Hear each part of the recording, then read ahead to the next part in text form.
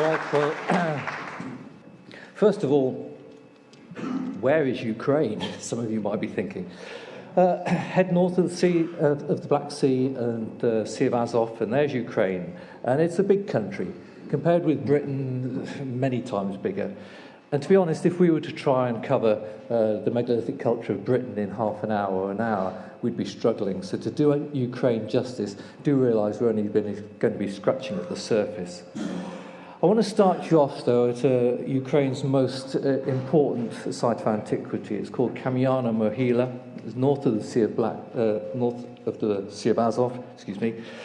And why is this important? Why start here? Kamyana Mohyla is very much to Ukraine what Stonehenge is to, I think, to Britain. It's the oldest known sanctuary observatory in the world, and that in its own right makes it special. It's been nicknamed the Stone Library because it contains a huge number of megalithic petroglyphic texts. These go back to 22,000 BC, and they describe the people's rituals, their beliefs, and something of their social structure. Now, there are no traces of human settlement whatsoever at Kamyana Mohyla. It simply served as a remote sanctuary observatory, closely associated with Catalhoic in Anatolia, and also with Sumer, and these are from the times before the Black Sea flood. We know from these petroglyphs that these people called their sanctuary observatories Shunan, and that's the name we use now, and we also know that they called their land Aratta. Do understand that this is thousands of years before Stonehenge, Sumer, Giza, Indus Valley. It's very much the origin to understanding the origin of civilization, and this is why it's a privilege to tell you about it. So what is Shunan? It's a huge multi-chambered cairn. I mean, it's monstrously big there.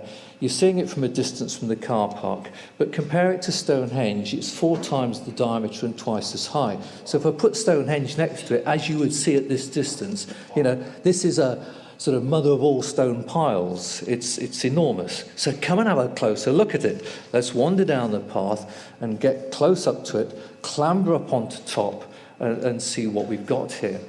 Now, Lee and I were very privileged in 2006 to be invited along to the Cossack annual festival. And this is a long festival, but it terminates with a druidic ceremony blessing their people. And they do this on their most ancient sacred sanctuary site. And it's not just the Cossacks, indeed all Ukrainians that revere Shunan. The Dalai Lama has been there, and he clearly felt something very special. And loads of other Tibetans also travel here, specifically on pilgrimages. Shunan is without doubt very important, but key to it today is underneath it there are so far discovered 62 grottos and caves, and it's in these caves that we find the petroglyphs. You won't find a great deal about this on the internet or in books because very little of it has come into English-speaking Western literature. Anatoly Kafishin, the Ukrainian, is almost certainly the world's greatest Sumerian scholar, has recognized that the petroglyphs are in Proto-Sumerian writing, and he spent a long time deciphering these, and it's from his work that I'm going to be telling you much of what we've discovered today. There was initial doubt that these petroglyphs could actually be Paleolithic, but I think the mammoth there says it all. There he is if you couldn't see him. And although some authorities said, no, it's a bull, believe you me, this is a mammoth. It's a mammoth. There's no doubt about that one. So how do we interpret these petroglyphs? You need to understand that it's not just the shapes that you see, but how their many images are combined together, and the sequence, the order, which image is above which other, or next or beside. It's semantics which we have to consider here. But from this emerge 2 very definite belief systems. I'll deal with social first because it's quicker. Throughout ancient myths, we've got this clear bond between man, the hunter, the master of beasts, and woman who's mistress of the forest, who bestows good fortune on hunting. We see this sort of symbolism in the grottos, in the grotto of the sorcerer at Shunan, where there are many images of women associated with hunting scenes. She is perhaps seen as the priestess who endows the hunt with, through her magic properties with good fortune. There's maybe a link here, thousands of years to come, with Artemis, the goddess of hunting. So we see women at this level have very much a dual function. Clearly, on the one hand, she's mistress of the home and the fire and the concepts, as we can see, of family prosperity. But she also has a role as mistress of the nature elements, which very much deals with the control of the well-being of the community. So both roles, you'll notice, connect women with fecundity and spirituality. This is a matriarchal society. Male priests came much later. So what about the spiritual culture? It's very clear that they had an understanding of the world axis. They recognized the three worlds here, the netherworld, the earthly world, and heaven. And they symbolically represent this with petroglyphs of animals. Anything to do with the earthly world is symbolized by man, mammoths, horses, deer, anything that's galloping around on the ground. But for the netherworld, they use fish and serpents positioned underneath the land-dwelling animals. And heaven clearly is symbolized with the birds above. We will come back to this in a moment. So here's an example within a petroglyph. You see the serpent clearly underneath at the bottom, and immediately above it looks like a couple of horses and a man. They're the earthly world. Immediately above that we've got heaven symbolized. It's actually a burial ritual which is shown here. And how do we know that? Well, notice the two dismembered bodies. And there is a shaman priest next to one of them. And in the uppermost part, you've got a burial mound with a body inside. I'm going to specifically come back to this petroglyph towards the end of the talk, which I think will clarify things for you. So some of these other petroglyphs. This one, 7.2 meters long. That's the width of this stage here. This is not a tiny scratching on rock. You know, this is like a Rolf Harris mural. It's big. And what do we got here? Horses, riders, ships. This is writing. It is. We've got numbers, not just the quantity of holes drilled into the rock, but the depth that they're drilled in is significant. And supremely, we've got a rhombus here, giving the 4 cardinal directions. Could this be the seasons? Oh, no. They reckoned on spring and summer as being one season.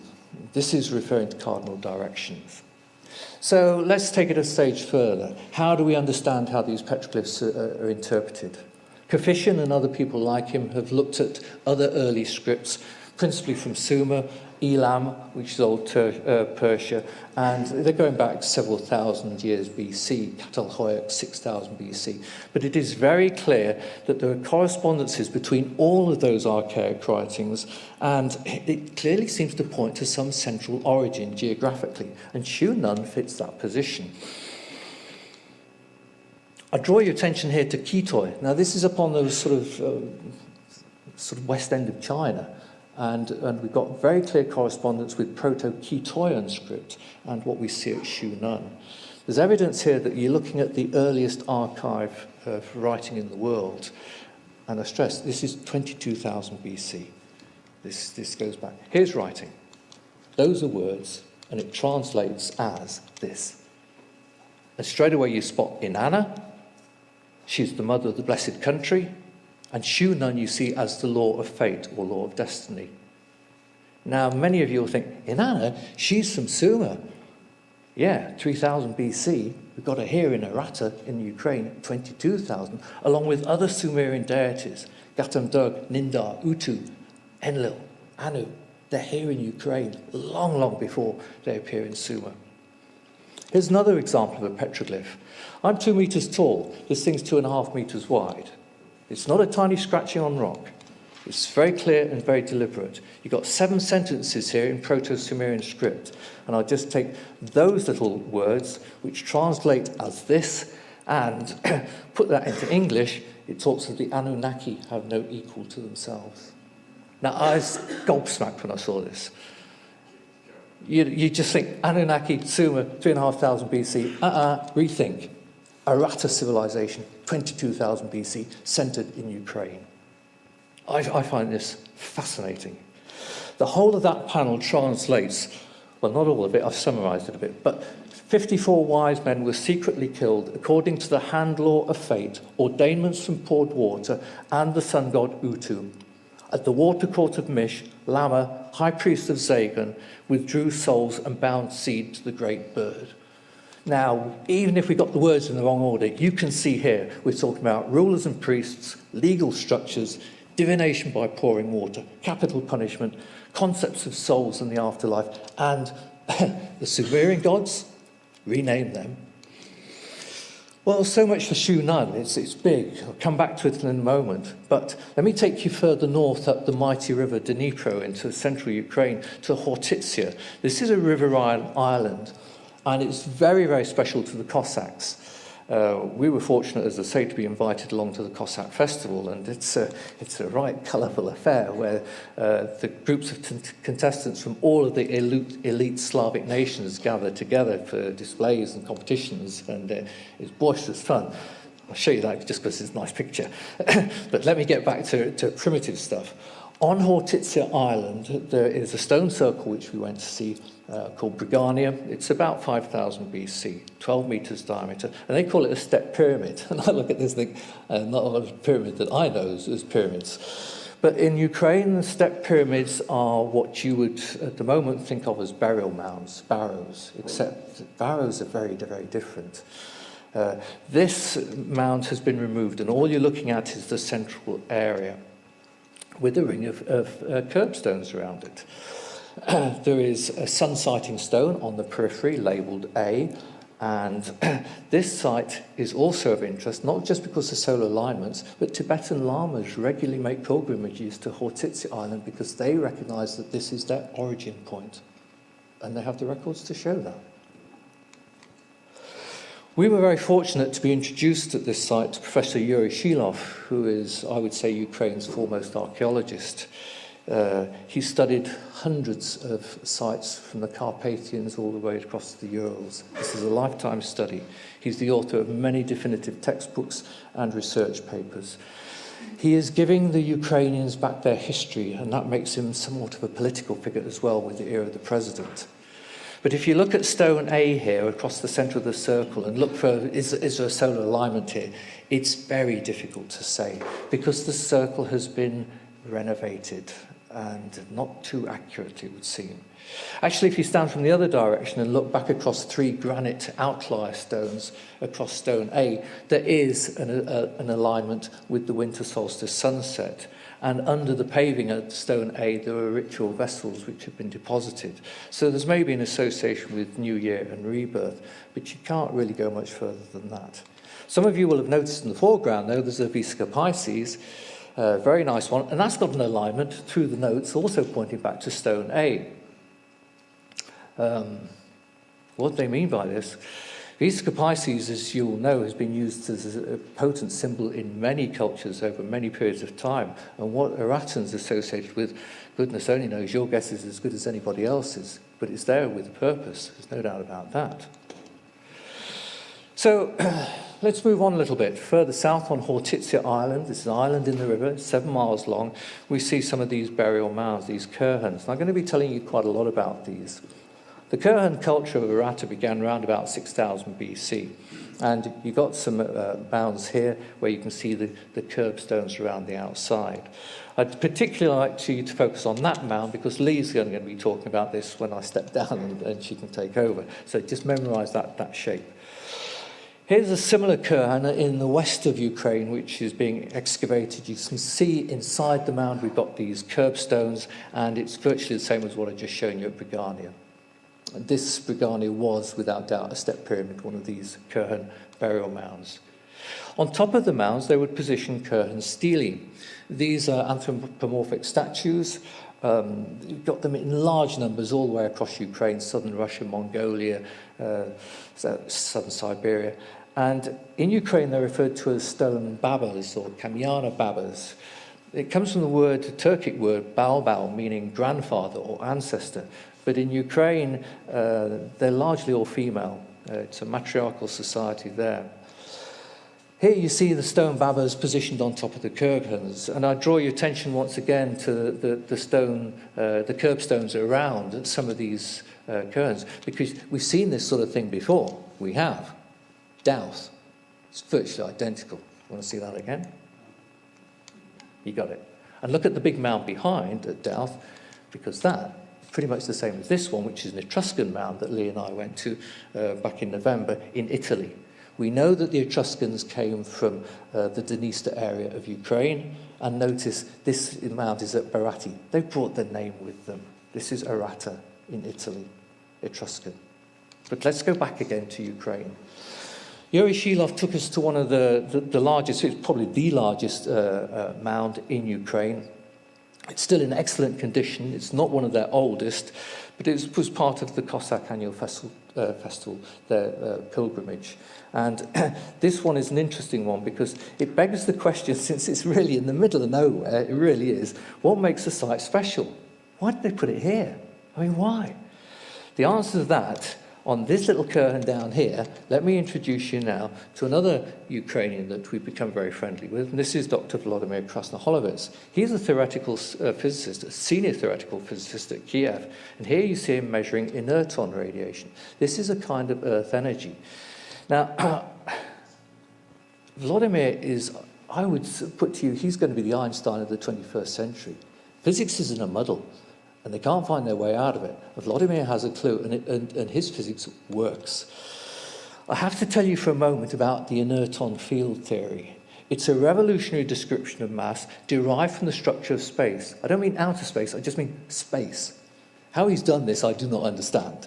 But why it's important to you to understand this today is that all matter, because it has mass, has this inerton field around it. Now, the mantle rocks under the Earth's crust are a different density, so they will have a different inerton field. And where they extrude through channels, mantle channels, up to the Earth's surface, that will alter the inerton field experienced at the Earth's surface. And that is key to what we're looking at here, because it is detectable, not just by instruments, plants respond to it, and people too. You can see these mantle channels with the arrangements of grasses and mushrooms. We show you fairy rings because they're pretty. But do understand here that to get a fairy ring, it comes from one mushroom spore. Now, a mushroom cap that you put in your frying pan produces millions of spores every hour. Now, what is it that makes just one spore grow here to the exclusion of all of the others, and yet other fairy rings will develop around, often in sort of geometric patterns? There's something deep down. There's an energy field. And as I say, people are sensitive to this, you know that, and the ancients were no exception. And this has been studied also by the KGB in the 1980s. Russian physicists were exploring this Earth energy. They were particularly interested in perhaps finding ways into military potential of psychological weaponry. And they were under the protection of Yuri Andropov, head of the KGB, who then took over from Brezhnev as leader. But it paved the way for other scientists to start thinking about these sort of Earth fields, for want of a better term. And here you see why we've got these two Ukrainian physicists, our friends, who are working closely together. Volodymyr is developing the inerton theory and taking this into biodiesel production and medical science and food science because it's beneficial. But he's also significantly interested in the archaeology. His friend Yuri Shilov, the archaeologist, having studied hundreds of sites across Ukraine, sees the evidence on the ground that there is an earth field and that the ancients were sensitive to this. So you've got this wonderful association of archaeology and modern theoretical physics working hand in hand. Lee and I are translating Yuri Shilov's books because it's just not available in English. And Volodymyr, bless him, is assisting us with the translations because there are many village sites which just don't appear in dictionaries. Let me tell you a little bit now about Yuri Shilov's work. He lives near Komsomolsk. This is on the mighty river Dnipro. This is central Ukraine, and you can see that there are two other rivers connecting in. Now, another geologist in Ukraine, Ferdu, has discovered that mounds and sanctuaries were built on the perimeters of the mantle channels that I've referred to, but particularly on promontories which are intersected by faults. And here you've got a promontory between three rivers, and it is intersected by a fault line, a geological fault line, and it has three mantle channels. Now, the geophysicists know that the energy of mantle channels is strongest on the circumference, not in the center. And surprise, surprise, no surprise, that the curtains are built on the periphery of these mantle channels. We know the mantle channels there, perhaps the ancients knew they were there, but there is this association.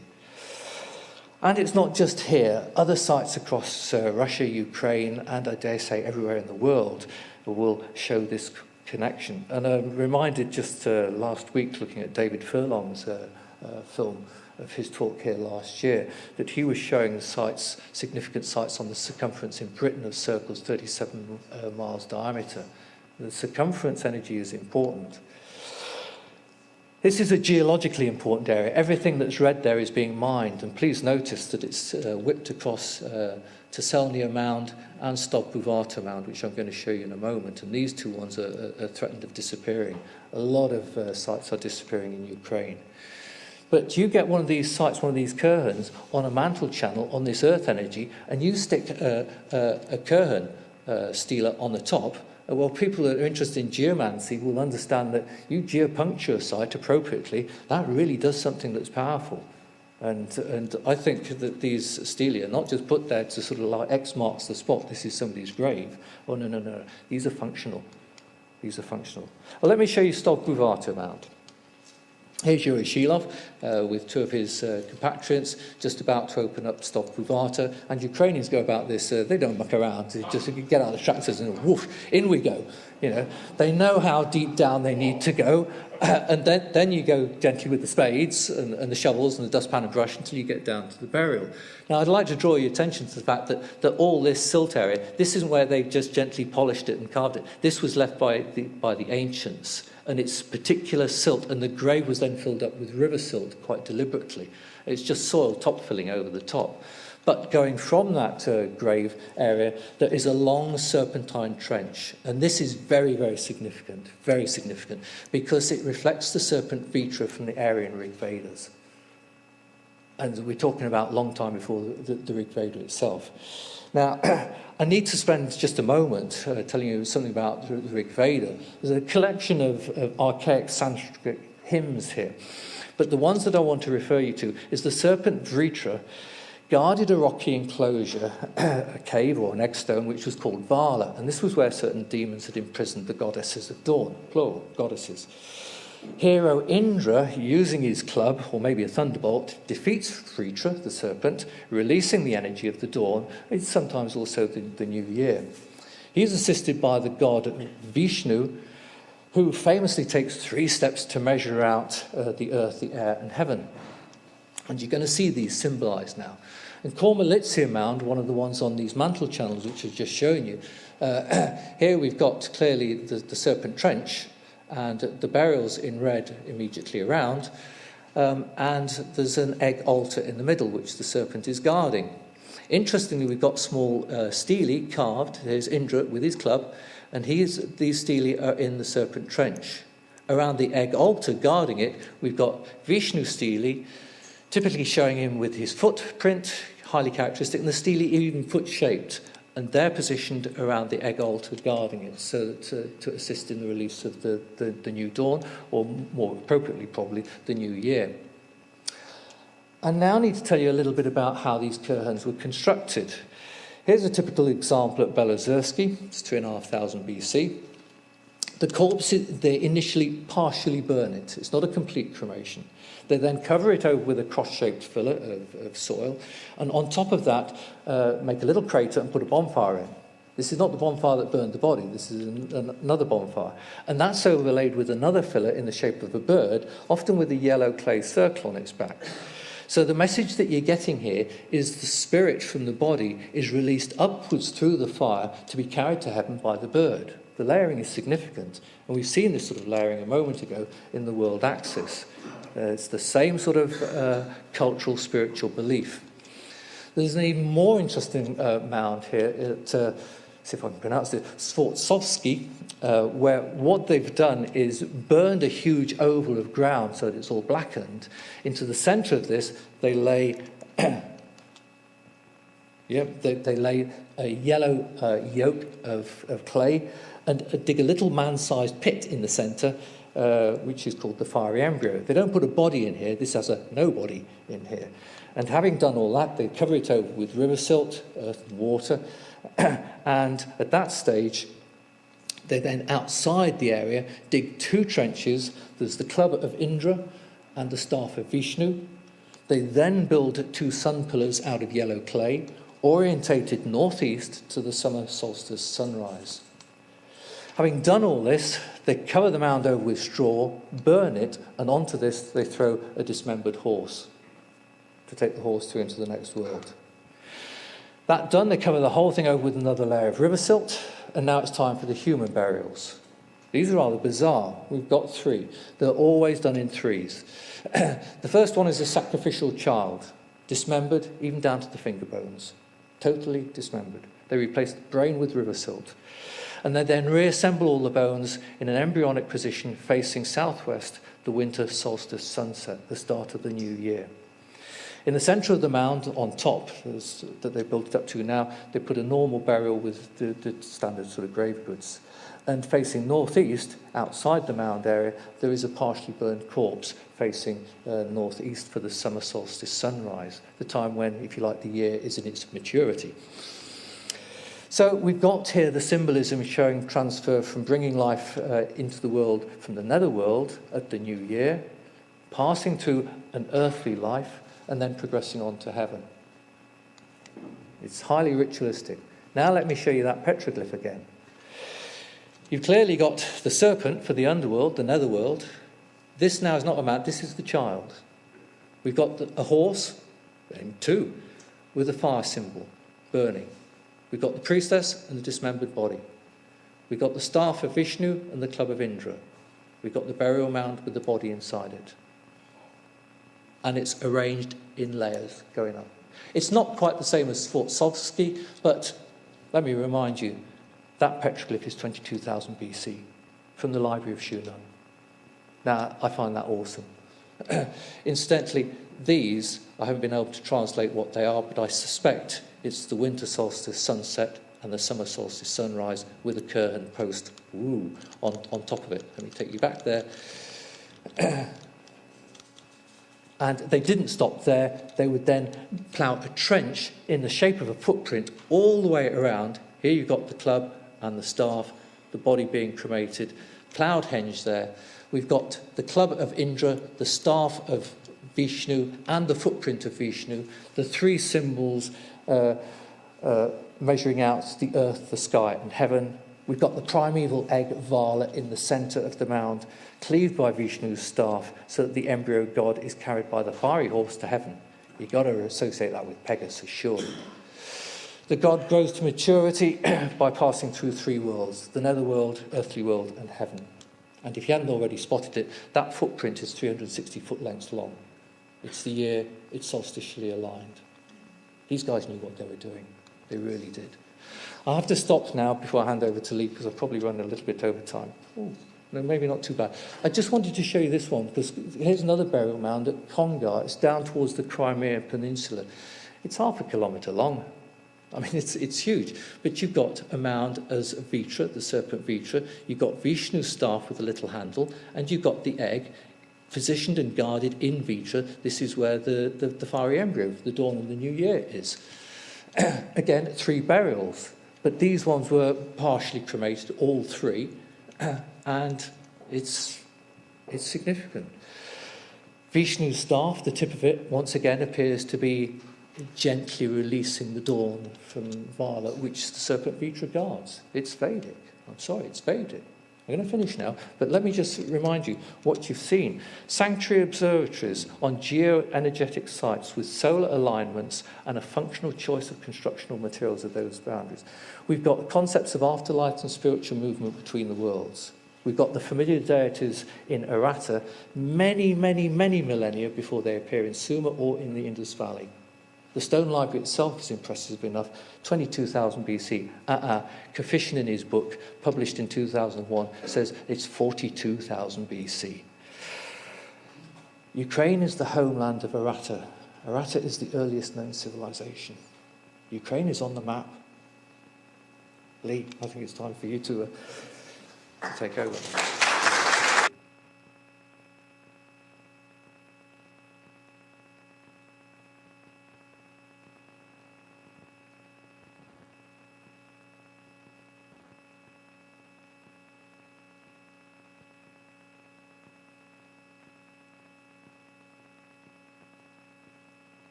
In the year 1900, Pablo Picasso made his way to Paris on his very first visit. And he was going, along with 50 million other people, to this Exposition Universelle, the great exhibition of Paris. And being a good communist, one of the very first things that he did was to go along to the pavilion of Soviet Russia so that he could see what was on show from this land that he admired so much. And what he saw took his breath away.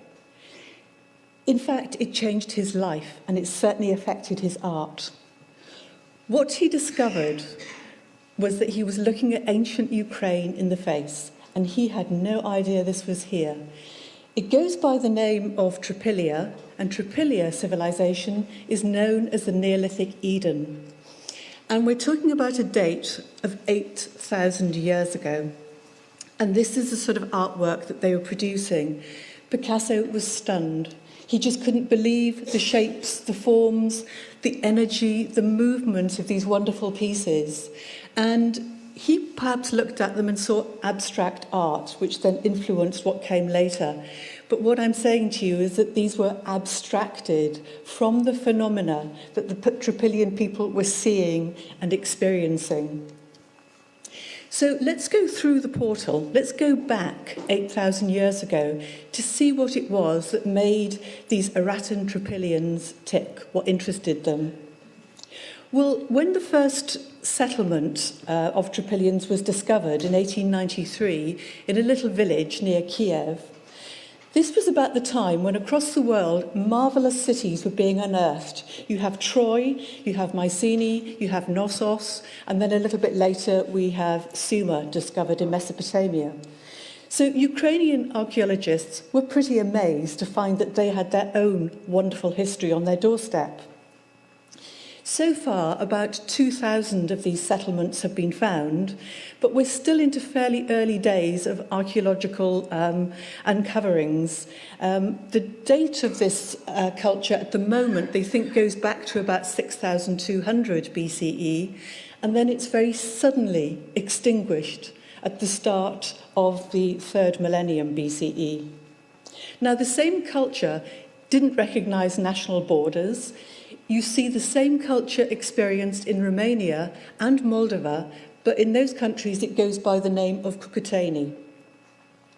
What really distinguishes the culture is the fact that it was peaceful. They've never found any evidence of war. They've never found any artifacts to do with war until the very end of the culture. There was no adversarial language. This is peaceful, perhaps because it's egalitarian, where males and females shared, and perhaps also because there was no class, there was no slaveholding. Now, Tripilia was at the very heart of this ancient state that Tim was describing of Aratta. And the word Aratta beautifully means country lit up by the sun. So the sun was central to the concept of Aratta. And as Tim has said, it was formed before the 20th millennium BCE. I'd like us to look at the words of Professor Senchenko of the UN to see how he describes Aratta, which was regulated by priests, but remember, these are priests of the Neolithic and Paleolithic. These are not the priests later where they just got slightly too much of a dose of the ego and started controlling society. These were all for community base. So regulated by priest, it was the most advanced state until the extinction of the mammoths, when the very last keepers deposited the old wisdom at Shu Nun Stone Mound in the 12th millennium BC. And the Tripilian culture is the apotheosis of this old state of Aratta, which was considered to be the ancestral home of Sumer, later separated owing to the world flood and the breakthrough of the Med to the Black Sea. So here in Aratta, we also have the formation of the Aryan tribes, and these Brahmin priests formed the Vedic culture, the one that Tim was showing you just now.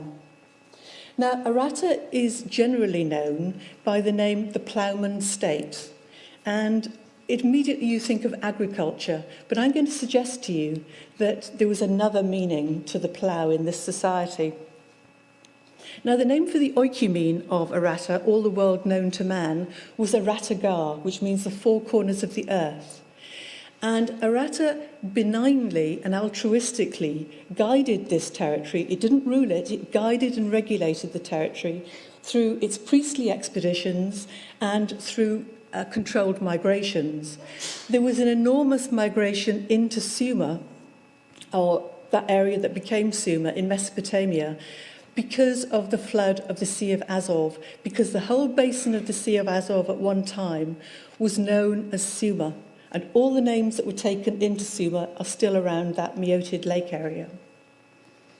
Now, it controlled it by sanctuary observatories, and as I said, it was altruistically taking out all the technology that it knew about and all its conceptual precepts. And this is why we find that there are ready-made cultures like Sumer that the archaeologists could not understand, with very sophisticated judicial, legislative, education systems, trade, industry, irrigation systems, all ready-made. It was sent out partly through the ancient fleets on the Black Sea from a place that we know as Odessa today, but Oriana in those days. And these people, the Usatovo culture, are the ones who later went on to found the Greek culture.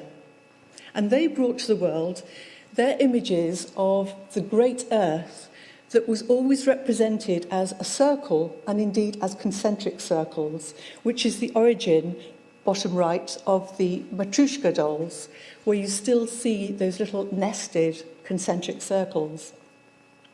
Now, I'm coy about telling you the extent of Aratta, but the books that have been published do talk about it going as far east as China, as we've seen with Kitoi, and as far west as Britain and Ireland.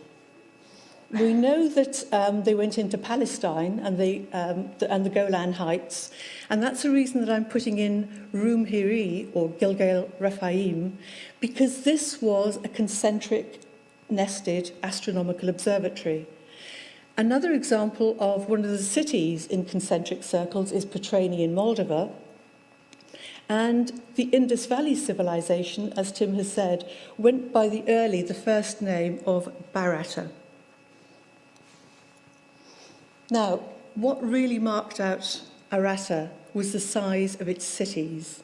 They were huge, the largest in the world.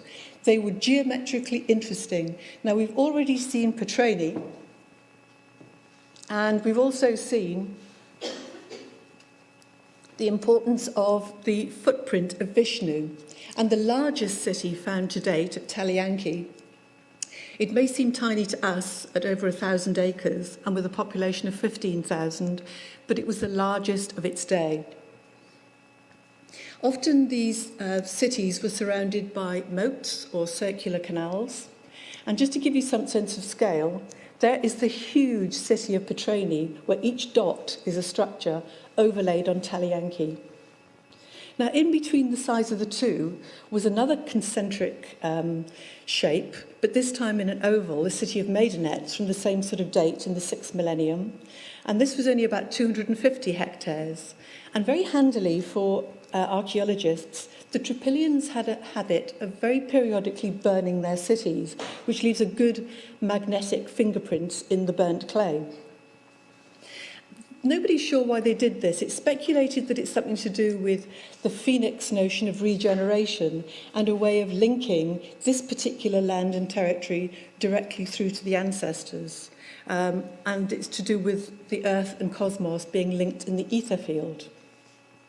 And far, far to the east, I'm going to show you an Aryan city that we're going to look at in detail shortly in the Urals, called Archaim, because Archaim, again, it's these concentric circles, but this has still evidence of one of the stunning astronomical observatories. Now, the observatories accompanied virtually all of the Trypillian settlements, whether they were tiny farms or large cities. You get the observatory. How did they live? I think very beautifully. The hut that you see on the top is a reconstruction at the Aratta Ukraine Museum. Most of the houses were raised up on stilts. They were single, 2 stories, sometimes 3 stories, connected by bridges. all built contiguously together, whatever the shape, if it was circles, if it was oval, whatever. They were all built sort of cheek by jowl, close together. And at a reconstruction that was done out in the Vatican at the conference that we were speaking at last October, they tried to show that these were very sophisticated living conditions where you've got running water, you've got privacy, which seems an astonishing thing for the Neolithic era. They did have a window in, circular, of course. But what Trypillia, where the voice really comes through, is in the symbols. And the best known symbols of Trypillia are the swastika and the yin-yang symbol.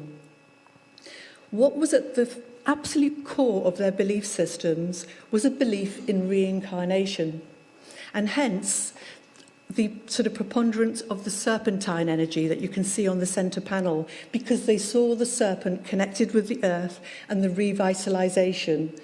And I think these are very elegant and very eloquent texts, trying to communicate with each other, not to us, but it's taken a lot of reading, a lot of looking at text to try and piece together what is their central concept.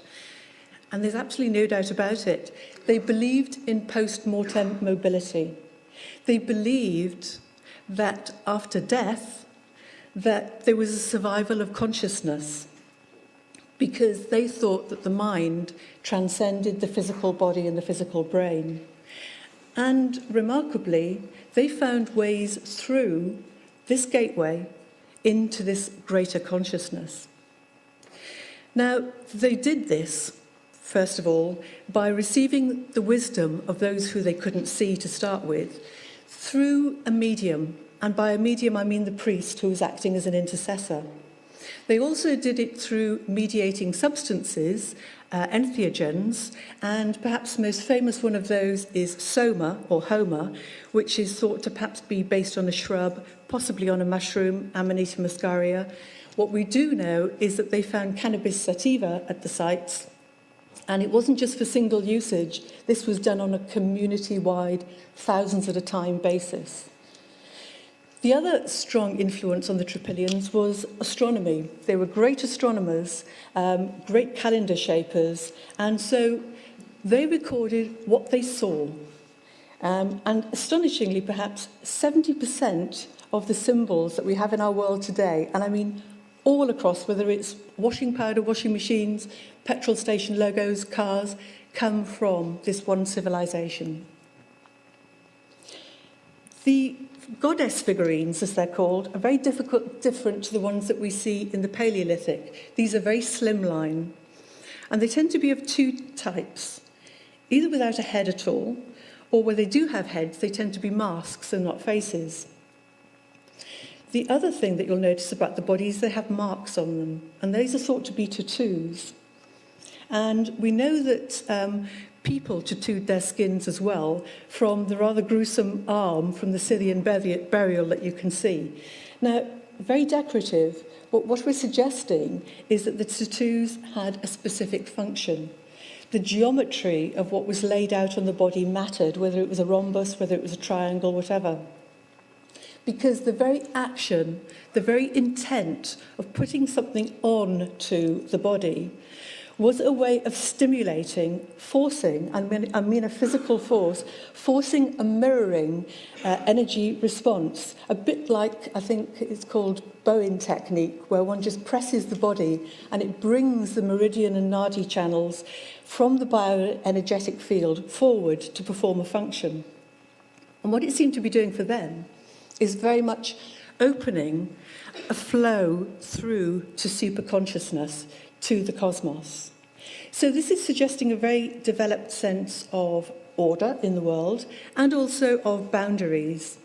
And the reason I put in at the bottom, for every action there's an equal and opposite reaction, is because this is Newton's third law of motion. And if you know anything about his work, you will know that the majority of Newton's research was on occult physics. That doesn't mean it's magical, it just means it's concealed or hidden. He knew that in the ether field something existed, and he couldn't get to grips with it. And had he known about this, it would have just jolted his work forward so rapidly. And I put that in the little triangle, because most of the goddesses on that little bikini area seem to wear a triangle, and it's to do with the creative cosmic concept that we'll come back to shortly.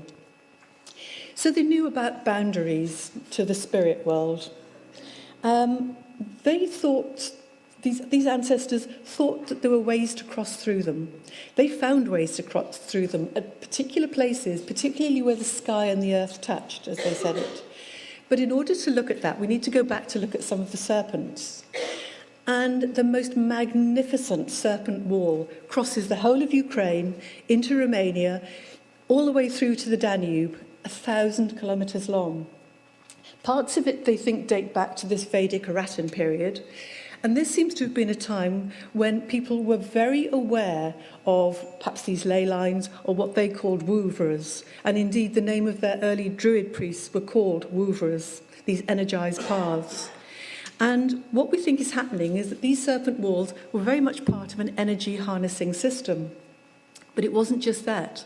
They were also acting as boundaries between the material and the spiritual world. In other words, the difference between sacred and profane space. And this comes from a very archaic concept to do with fixing the axis mundi. It wasn't in one place, it was wherever this ploughing was created. So the ploughing the borders was creating a cosmos or a universe. That is not up there in the sky. It's not where Carl Sagan said his series was. That was a very, very late concept, well after the Greeks. At this time, the cosmos is something that man has helped to delineate. It's beyond this world, it's metaphysical, but it's in a way of this world as well. Now, the cosmos was split into mortal and immortal realms. And it was a way for mankind to reincarnate, always in the hope of coming through to the immortal, but mainly going back from dark to light, reality to unreality, until some were lucky enough to pass through the gates of immortality and to come through into the immortal cosmos, to reach Eden, the harmonic point of absolute beginning. And it's what all of it was about. It was all about reaching Eden. Now, as Professor Sheila was saying here, what they were managing to do was remarkable. It wasn't just philosophical. They were physically removing a contradiction between life and death. And they did it by constructing an altar receiver. What may that be? And what is it for? Well, it was a way of meeting the ancestor gods and awakening the psyche and intellectual empowerment. And it was like a hierophantic enclosure. Something happened here. And if you'll forgive me using the word henge outside of British contexts, it could have been a henge, it could have been a dolmen, it could have been a mound at which this exchange took place. So these are quite complex conceptual ideas about life and death and the human psyche. So how would they get these ideas across? I think they did it most imaginatively. They had a concept, it seems, of the twin self. And these very enigmatic vessels of the binocular vessels or the twinned pairs seem to be expressing the illusion that we are separate from some universal consciousness. And I only found out recently that the Mojave name for the soul is Shu Nun, the same name as that primordial mound that Tim was showing you earlier. What this represents for the psyche is a huge cognitive leap, because they are suddenly transcending responses to the environment and actually starting to find a new way of presenting reality, one in which, remarkably, form is now mapped onto meaning. There was a particular group of priests called the penetration priests, otherwise known as consciousness priests, who we know were working with electrical energies to bring these two halves into phase, rather like a sine wave, in order to make sure that the individual was rejoined with the universal. Now, the sine wave has got a beautiful geometric relationship to the circle, and as we've seen, the circle was very important in ancient Ukraine. And I think what we're saying here is that architecture matters, and that when people say, oh, there's nothing left of the old culture to see, there is no architecture, megaliths and mounds and walls are those old architectures. And I've jammed.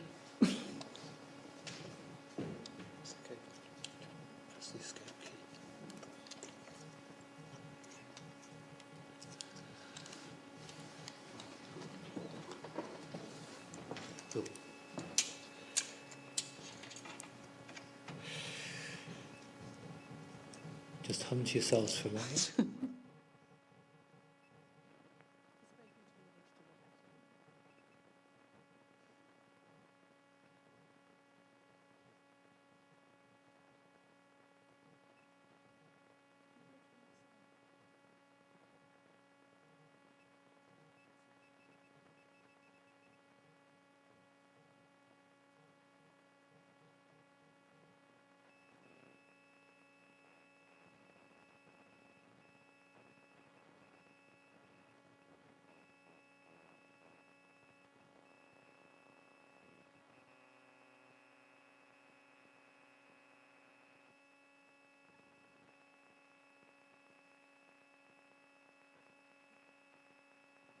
At last, scientists have noticed that there is an enormous belt of megalithic observatories at 51 degrees north and slightly above and below that line.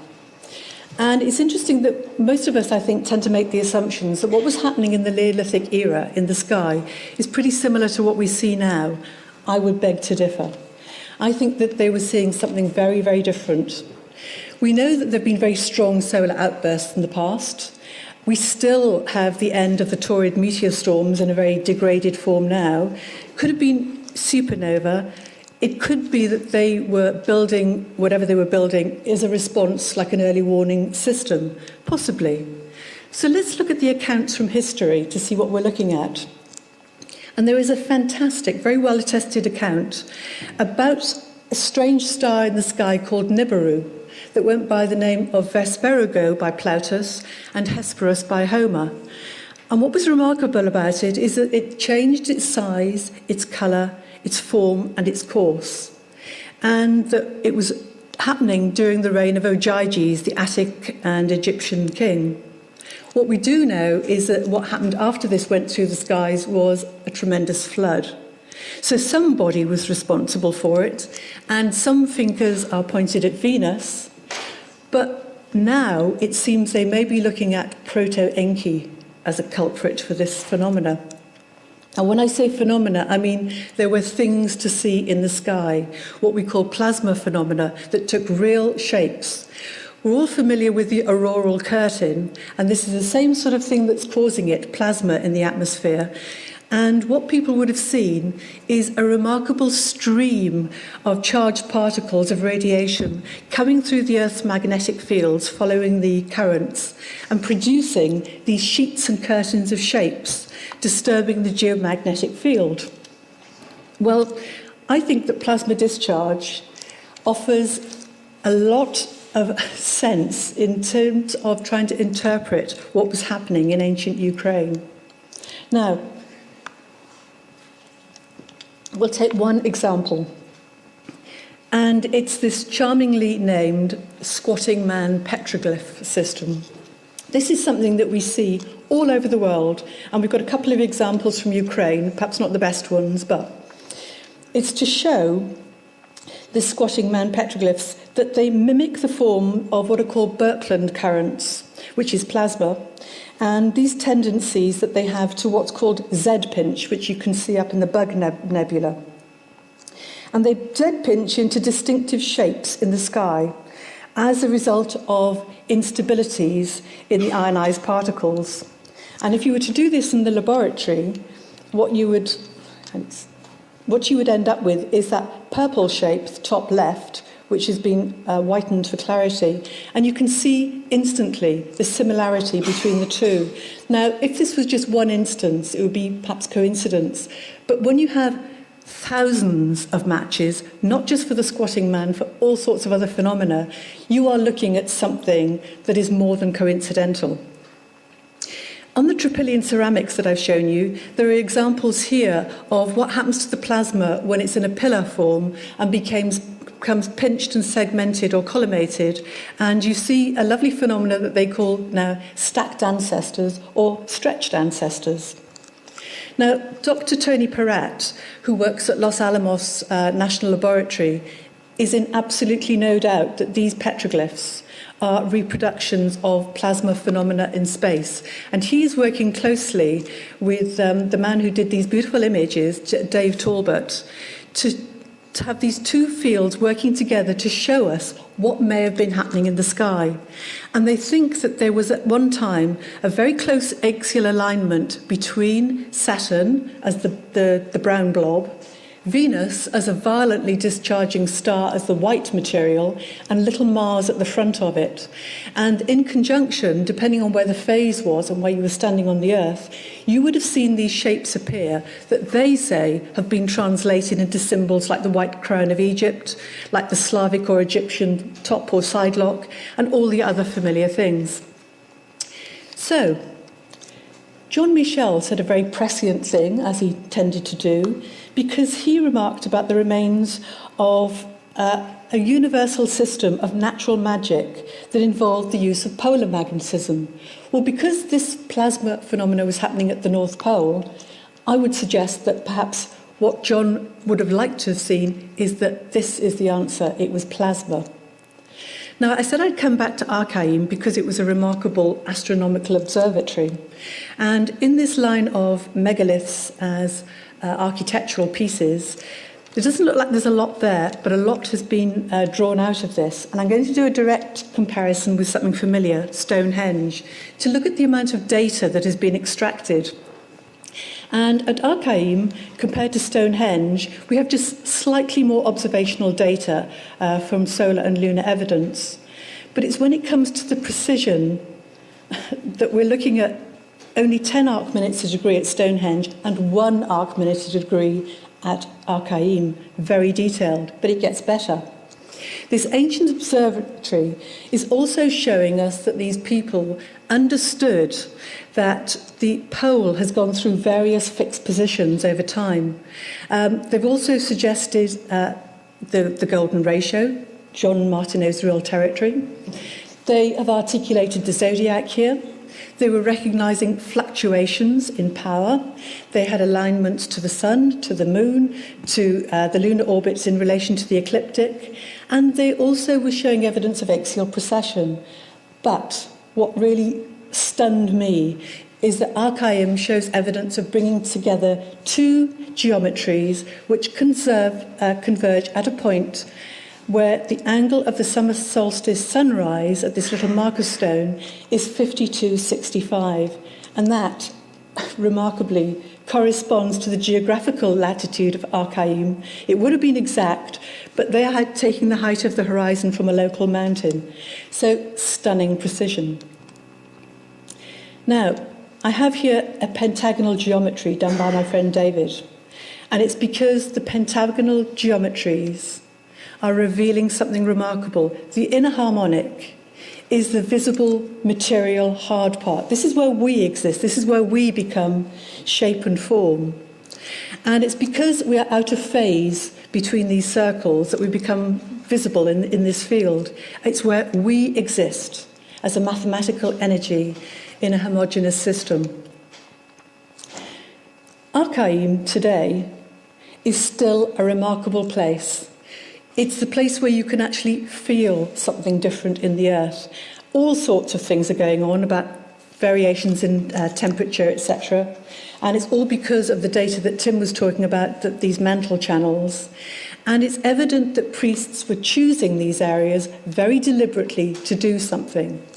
So because of all the phenomena, it's hardly surprising that today Archaim is the #1 destination in the world for psychic tourism, because people love the feeling of just sort of floating, feeling disembodied. But what we think this was for is that people were actually tapping into something, tapping into a higher consciousness, into this electromagnetic energy at these sites. And Archaim was not on its own. There are at least 20 other towns in this area. I actually think they weren't towns at all, that they were just places to go to for something to happen. And there seems to be a relationship between the shape of the sites and an axial relationship with what's going on out in the skies. Now, Tim said to look out for that Kurhan that you saw earlier, because what I think we're looking at here is a chambered cairn. And we know that chambered cairns were used for healing purposes. And in the text, it talks about them renovating body organs in structures like this according to the principle of collective cells, like a beehive. So it's as though they were incubating people for healing. And because we live in a world of vibration and resonance, which can slip out of tune, they seem to bring us back into phase, making, from taking us from sickness back to health. So the sages and the priests of ancient Ukraine seem to be mastering bioenergetic field technology. Another thing that I think they were doing was healing people in a different way, doing it in a communal way. And what I'm suggesting is that one of the structures they have there from all the concentric timber posts was that they had an amphitheatre. And we know that there was a link with amphitheatres being associated with healing because at Epidaurus in Greece, at Gand in France, as well as the famous Kolos Circle or the wooden Colosseum, that they practiced healing. And it's as though they are a bioenergetic temple for either curing people or from preventing harm to the body. And this was produced through the collective mind by using a resonant technology, rather like cymatics and Dr. Hans Jenny's work in recovering this, which was imprinting geometric patterns on the mind to bring it back into phase. And anyone who knows the Gibson Amphitheatre in Los Angeles, I hope they will forgive me for overlaying this on the map of Archaim to show what I mean about an amphitheatre. So from what we've seen and what Tim was talking about earlier, there are definite links at one time in man's history to places that matters, geomantic forces that mattered, all to do with bringing in electrical energy to heal or to get to heaven in the cosmos. And this is what their dolmens were about as well. If you notice, they have a lovely aperture at the front. And I'm going to suggest, following on from what Chris was saying earlier, that this was acting in the same way as Newgrange. This quartz plug that filled a little hole at a particular time in the lunar cycle, this quartz, when the reverse energy came through it, would have glowed. And this was the signal for the penetration priest or consciousness priest to say, the site is ready, we start using it. This geologist is saying that they were operating like magnetrons, where they were doing these very short wavelength energies in a microwave form, so that people could change their consciousness in these places. And it seems as though the fractal nature of the field they were working in was superimposing a memory, that I call dark energy, of the previous states of ancestors or gods. And hence the reason, because all of this energy gathers at the top, at the apex, you have the stone babbas on the top. Now, how did they do this? Well, lots and lots of ways are described. I will just take you through perhaps the less strange ones, which was to do with the matter, mind, and energy. It seems very invasive, but they actually trepanated the skull, drilling holes, taking sections out in order to heighten consciousness. They did the same with cranial deformation at birth in order to empower people. The other thing they did was to empower the seat of the soul, the psyche, to have the pranic energy rising through the channels to join with the universal mind. And here we have again this little cosmic creative principle on the goddesses. And they practiced Kundalini yoga, which Carl Jung said you should never do, it's extremely dangerous. But it's to empower the psyche. And it was thought that this was partially a vitality that resided in the body, in the squishy bits of the brain and the spine marrow, which is said to turn into a serpent at death. And indeed, the whole object of Kundalini Yoga is to awaken the serpent, to cross through the consciousness centres, to meet over the top of the body. And we think that the Sahelnia Kurgan that Tim was showing you earlier is a consciousness-themed burial, where you get the two serpents meeting at the altar receiver and joining the pranic energies together. So what they were doing is actually voyaging into other worlds, which may seem strange, but it's no different, I would say, to a Victorian traveller who, when he went on a trip, would just prepare well, be ready to meet new people, keep a record of his journey, and then share it with people afterwards. This is not supernatural. This is simply a science or a process that we've only got the coattails of and don't quite understand. But what was evident is that there was real contact within this body sphere of the anthroposphere. This is the realm where man could travel from the Vedic earthly Yavi into Navi, the Vedic realm of death, and come back again. This is a living person having communion with the ancestors. And he did it by prepared intent, at the altar receiver, within this field that goes by the name of information, bioenergetic, inerton, whatever. It's even God to some people. So in this fertile garden of Eden, this harmonic point of absolute beginning in pure consciousness, man was able to meet his ancestors and his gods. This is the only place where he could drink the sweet water of the source. This is where he received the radiant intellect of the ancestors. And Chris was saying earlier, what was it that triggered people out of that Paleolithic mindset? I think it was because they found a way through to this universal consciousness. This is what the Neolithic revolution was. It was a revolution in human consciousness. And it was realized through reaching Eden. And Eden is a concept. It's a metaphysical realm of pure consciousness. And I make no apologies for ending up with Stonehenge. If it's really part of Aratta, then it sort of fits the bill. And here it's been overlaid with Da Vinci's Vitruvian Man and a couple of 7 and 17 geometries to focus in on the centre. Because when man and geometry come together, something seems to come through those little gaps, those little interstices, these geometric patterns that are made up of vibrations and frequencies and resonances within this field. And it's as though Leonardo understood and knew this, because there's such a beautiful fit of the measure of man uniting reason and uniting belief to universal higher consciousness. So the man here is representing universal humanity, materializing through and from the mathematical energy of pattern, showing the perfection of the universe. So man hasn't invented numbers, he hasn't invented geometry, he's a consequence of them. And geometry is not related to creation, it is creation. So, to answer the question that Megalithomania poses every year, what were they up to? Well, they seem to have discovered a way of empowering the psyche, of achieving remarkable levels of superconsciousness by creating this cosmos or enclosure, congregating at a particular place on a particular date, coming together for the same reason, being prepared, and then sharing what they've learned with other people.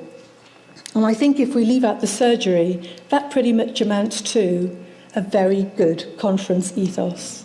Ladies and gentlemen, thank you very much for listening.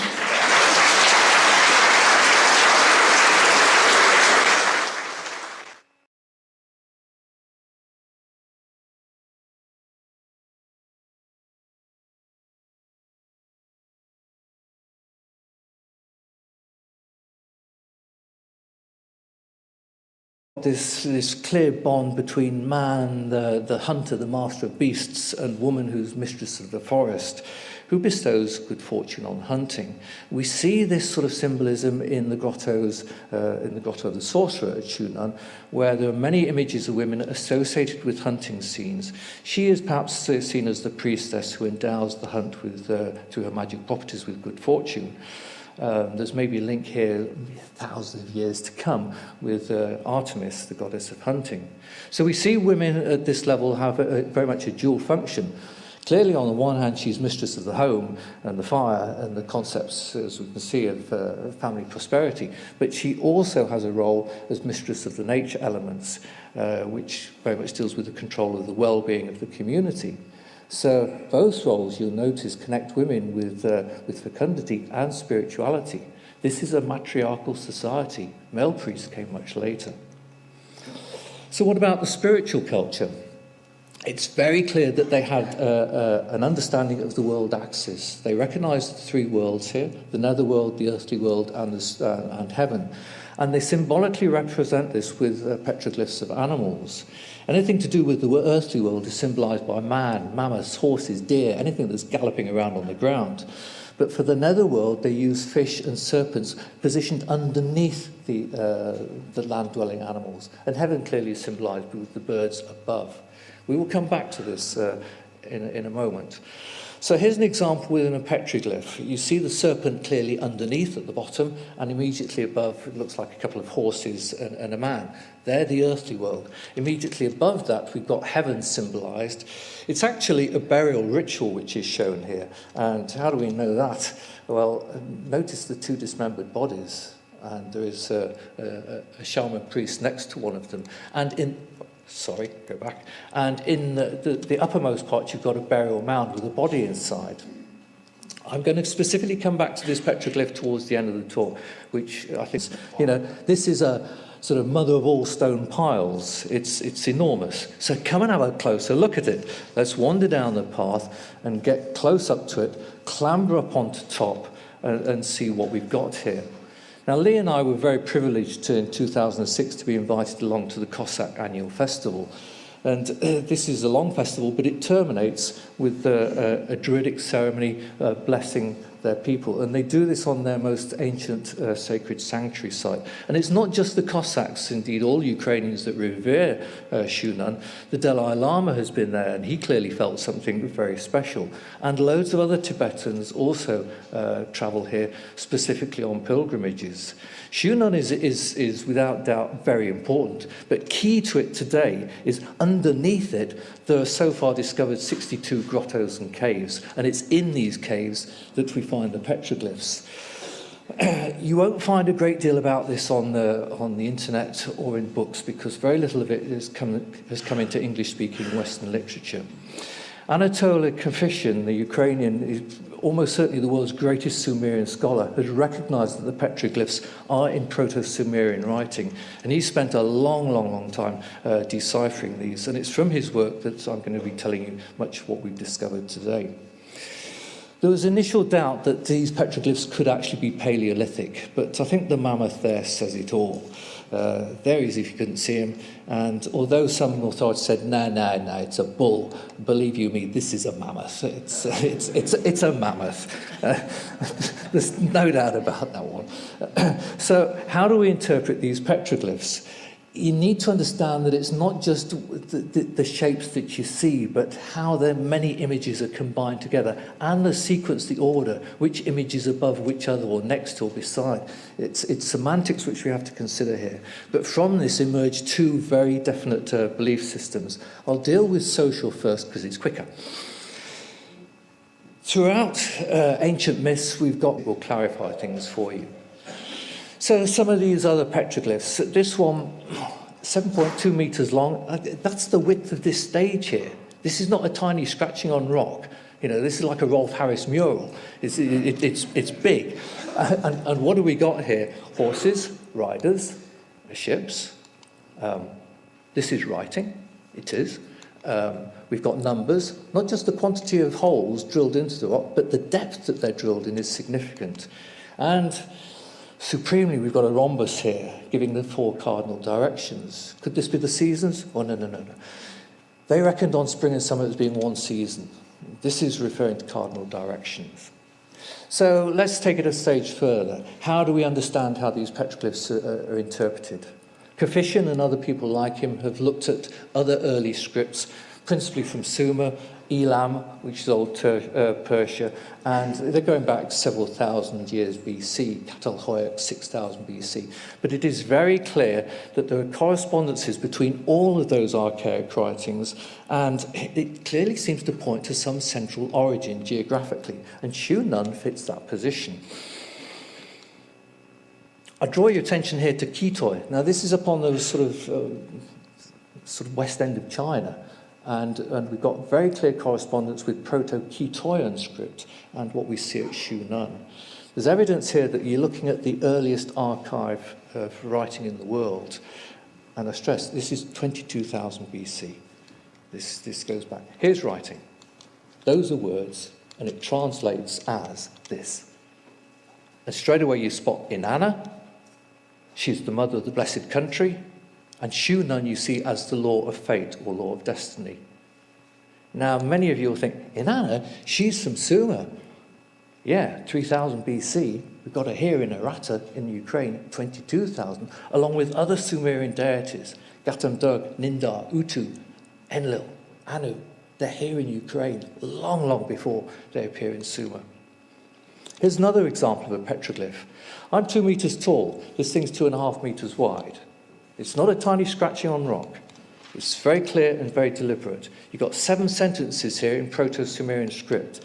And I'll just take those little words, which translate as this, and put that into English. It talks of the Anunnaki have no equal to themselves. Now, I was gobsmacked when I saw this. You just think, Anunnaki, Sumer, 3,500 BC, rethink. Aratta civilization, 22,000 BC, centered in Ukraine. I find this fascinating. The whole of that panel translates, well, not all of it, I've summarized it a bit, but 54 wise men were secretly killed according to the hand law of fate, ordainments from poured water, and the sun god Utu. At the water court of Mish, Lama, high priest of Zagan, withdrew souls and bound seed to the great bird. Now, even if we got the words in the wrong order, you can see here we're talking about rulers and priests, legal structures, divination by pouring water, capital punishment, concepts of souls and the afterlife, and the Sumerian gods, rename them. Well, so much for Shunan. It's big. I'll come back to it in a moment. But let me take you further north up the mighty river Dnipro into central Ukraine to Hortitsia. This is a riverine island, and it's very, very special to the Cossacks. We were fortunate, as I say, to be invited along to the Cossack festival, and it's a right colourful affair where the groups of contestants from all of the elite Slavic nations gather together for displays and competitions, and it's boisterous fun. I'll show you that just because it's a nice picture. But let me get back to primitive stuff. On Hortitsia Island, there is a stone circle which we went to see called Brigania. It's about 5,000 BC, 12 meters diameter, and they call it a step pyramid. And I look at this thing, not a pyramid that I know as pyramids. But in Ukraine, the step pyramids